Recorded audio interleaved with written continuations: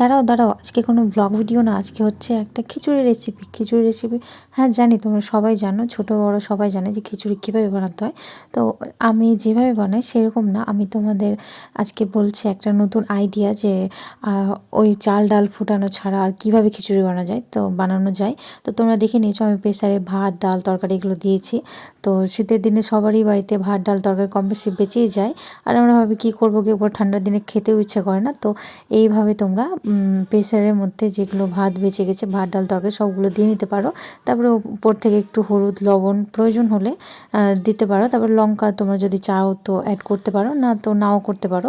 তো এরকম করে খুব বেশি না, 3-4টে সিটি মারলেই হয়ে গেল তোমাদের গরম গরম খিচুড়ি। আর ঠান্ডা ভাতের ঝামেলা থেকে তোমার মুক্তি, আর একটা একটা গরম করার থেকে এটা একদম বেস্ট রেসিপি।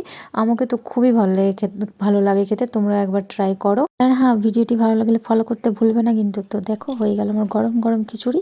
তো বাই সবাইকে।